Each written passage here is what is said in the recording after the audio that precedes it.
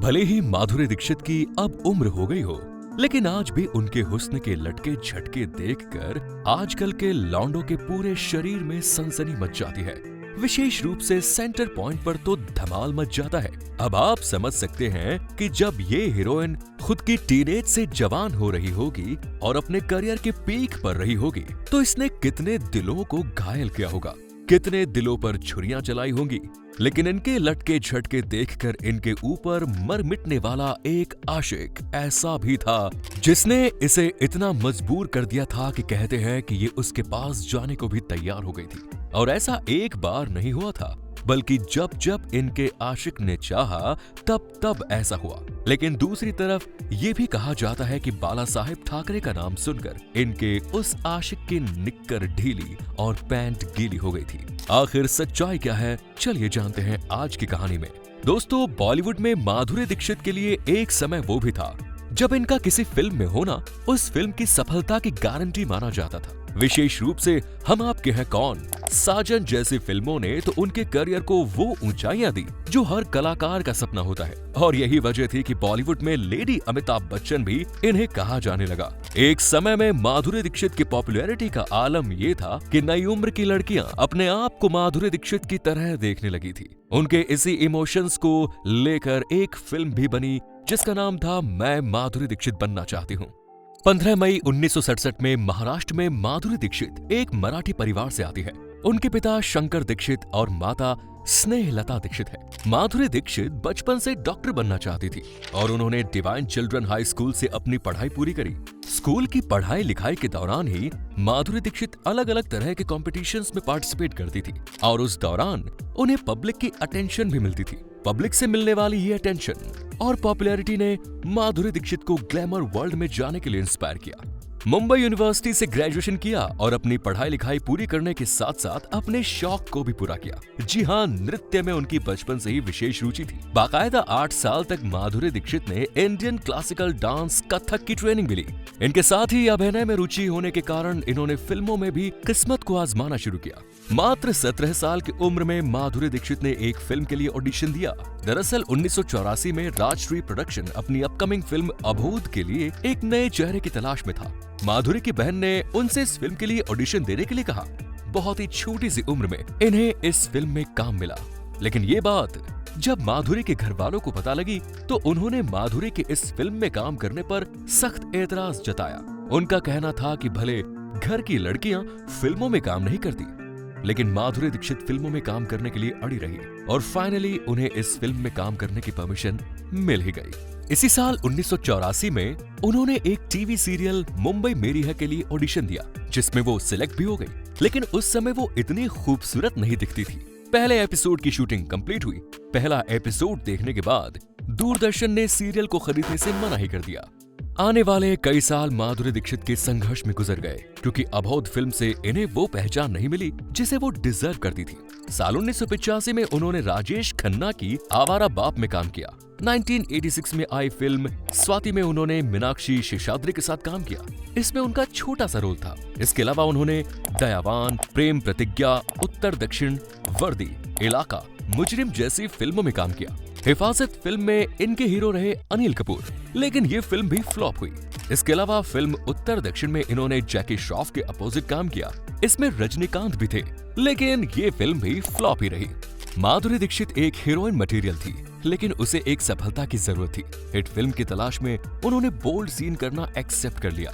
इसके बाद फिल्म दयावान में इन्होंने अपने से 30 साल बड़े हीरो विनोद खन्ना के साथ काम किया। इस फिल्म में उन्होंने विनोद खन्ना के साथ कुछ ऐसे इंटीमेट सीन भी दिए जिसने लोगों की नींद हराम कर दी।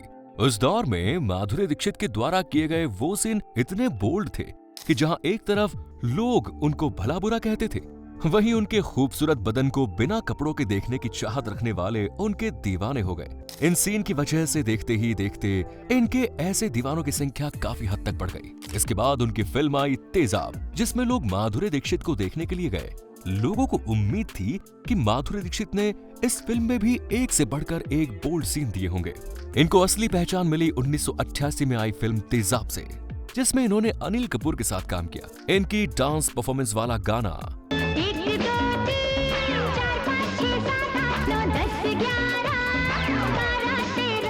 काफी पॉपुलर हुआ। फिल्म की सफलता में इस गाने का बहुत बड़ा हाथ रहा। इसके बाद उन्होंने सनी देओल के अपोजिट फिल्म की वर्दी, लेकिन ये फिल्म फ्लॉप रही। इसके बाद फिल्म मेकर्स माधुरी दीक्षित से डायरेक्ट किनारा करने लगे।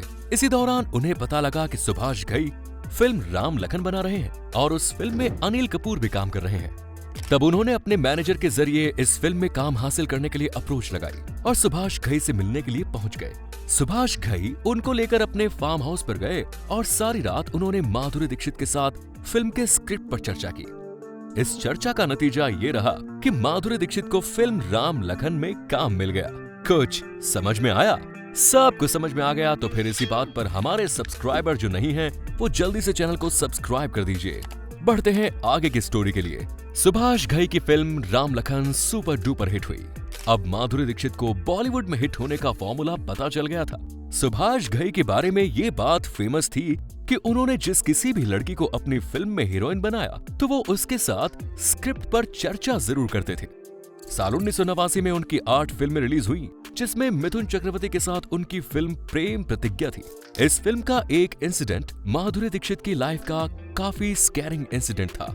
फिल्म में रंजीत और माधुरी के बीच एक बलात्कार का सीन फिल्माया जाता है। इस सीन के दौरान एक्टर रंजीत माधुरी दीक्षित की खूबसूरती को देखकर बेकाबू हो गए और उन्होंने माधुरी दीक्षित के साथ बलात्कार के उस सीन को अपना 100% देकर रियल में निभाया। एक्टर की परफॉर्मेंस देखकर माधुरी दीक्षित इतना डर गई कि वो सारी रात रोती रही और उसने उसके बाद किसी को भी खुद को छूने नहीं दिया। इसके बाद 1990 में माधुरी दीक्षित की नई फिल्में आई। इनमें थानेदार, दीवाना मुझसे नहीं, दिल, महासंग्राम, जमाई राजा, किशन कन्हैया, जीवन एक संघर्ष, सैलाब जैसी फिल्में रहीं।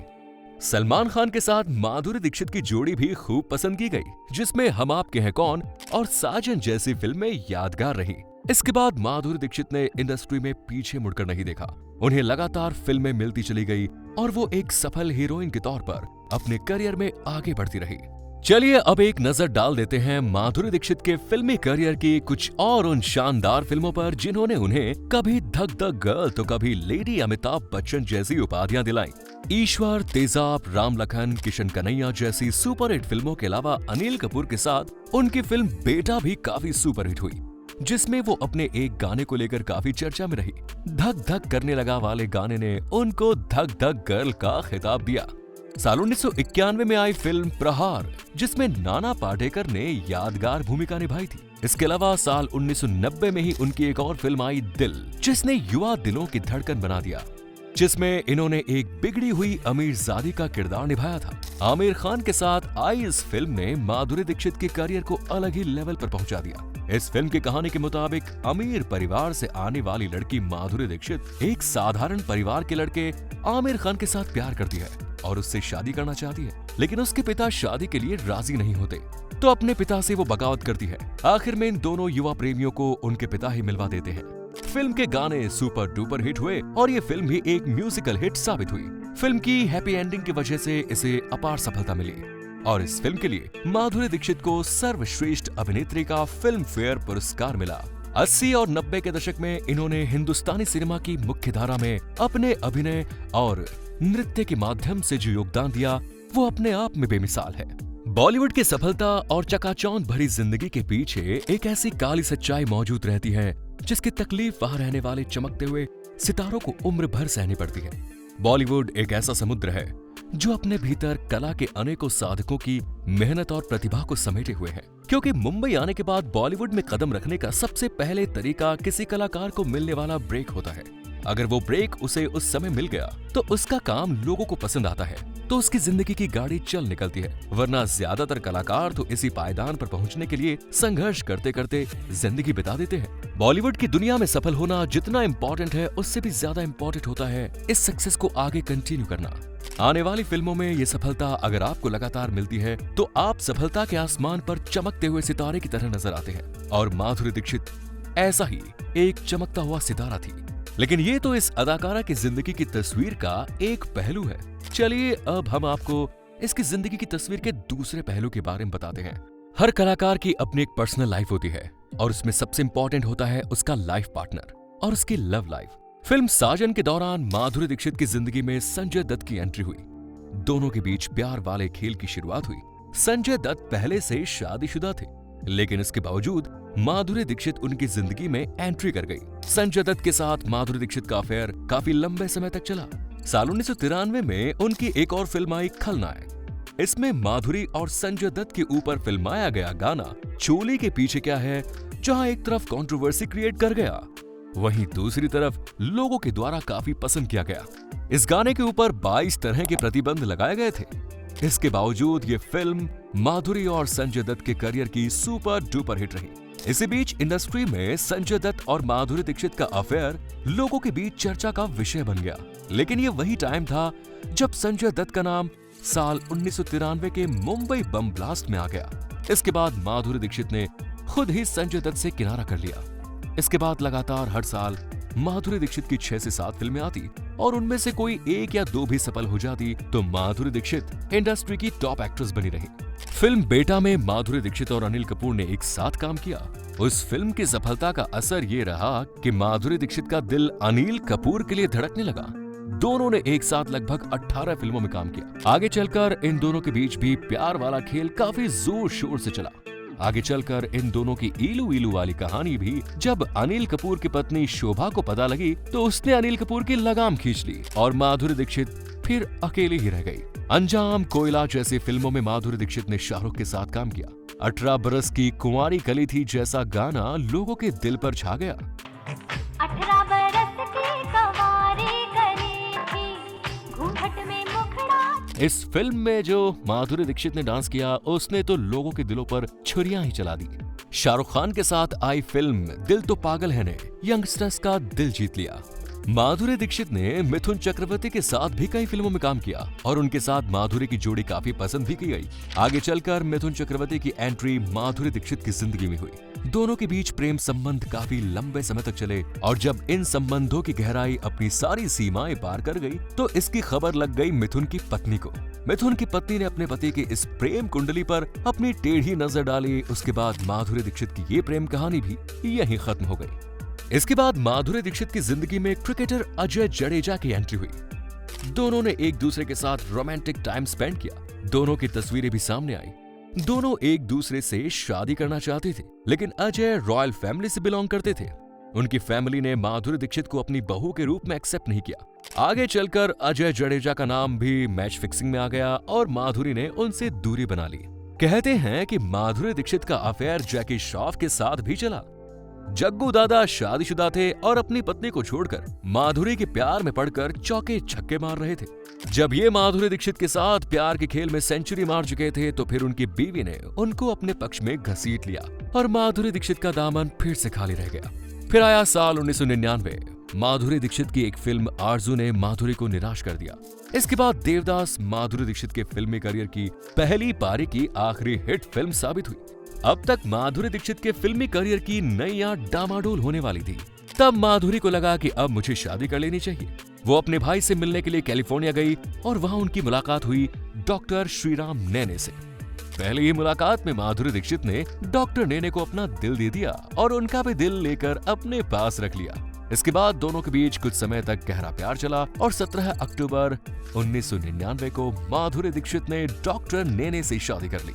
आपको बता दें कि डॉक्टर नेने फिल्मों के शौकीन नहीं थे। जब वो माधुरी से मिले इसके बाद इन दोनों के बीच प्यार की मैच फिक्सिंग हो गई और शादी के बाद माधुरी डॉक्टर श्रीराम नेने हो गई। लेकिन इसके बावजूद भी माधुरी की जिंदगी का एक ऐसा काला सच उनके साथ चल रहा था जिसकी कल्पना उन्होंने नहीं की। जब माधुरी दीक्षित अपने करियर में सफलता की सीढ़ियां चढ़ रही थी, इस दौरान बॉलीवुड पर अंडरवर्ल्ड भी अपना शिकंजा कस रहा था। आगे चलकर दाऊद इब्राहिम अंडरवर्ल्ड का बेताज बादशाह बना तो उसने बॉलीवुड की हसीनाओं को इनविटेशन दिया।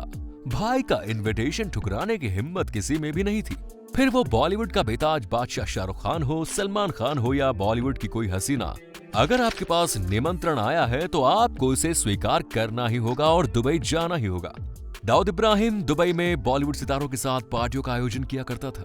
बॉलीवुड के कलाकार सितारे उसकी पार्टी में जाकर डांस करते, अपनी परफॉर्मेंस देते और बदले में दाऊद उनको इनाम देता, पैसे देता। इसके अलावा जो भी बॉलीवुड हसीना उसकी इस पार्टी में शामिल होती तो दाऊद उस हसीना के साथ अपनी रातें रंगीन जरूर करता था और किसी भी हसीन की इतनी मजाल नहीं थी कि वो दाऊद के करीब आने से मना कर सके। माधुरी दीक्षित जब अपने करियर में सफलता की सीढ़ियां चढ़ने लगी तो दाऊद इब्राहिम की नजर उस पर भी पड़ी।